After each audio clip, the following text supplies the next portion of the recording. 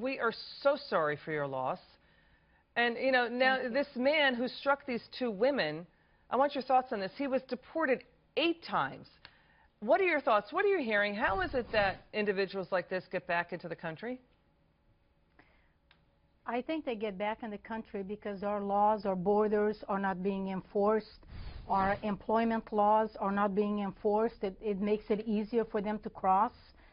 This is American citizens that will be outraged about this.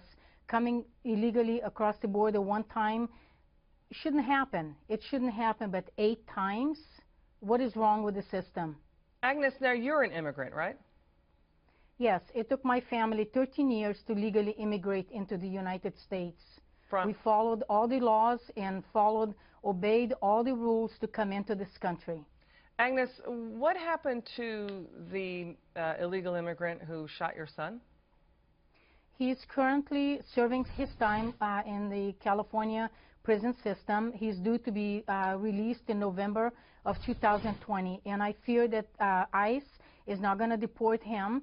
Actually, he's supposed to be charged with the federal government and added another 10 to 20 year sentence for re-entering the country after deportation. But hopefully with Trump, no more illegals will be coming in the country, and the criminal illegals will be deported from this country, so our children won't be slaughtered by them anymore. Well, to your point, by the way, while you were talking, we showed the image of Miguel Saucedo. He is yet to be apprehended. He's the illegal immigrant who was deported 8 times here in this country. He killed 2 women, allegedly drunk, and crashed his truck into them. Donald Trump, to your point, says he is committed to stopping illegal immigrants from coming here and even killing people. I'd like your thoughts on what Mr. Trump said about another similar case last night. Take a listen. During this campaign, I had a chance to meet the incredible family of Sarah Root, an Iowa native killed at the age of 21 by an illegal immigrant who was released from custody 2 separate times. A Trump administration will stop the violence that is spilling across our border. And believe me, you've seen now, it is unbelievable how much there is.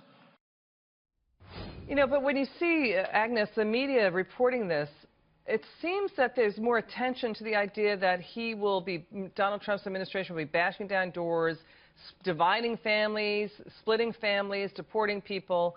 But again, you are an immigrant. You have suffered. Your family has suffered. Your son was killed by an illegal immigrant.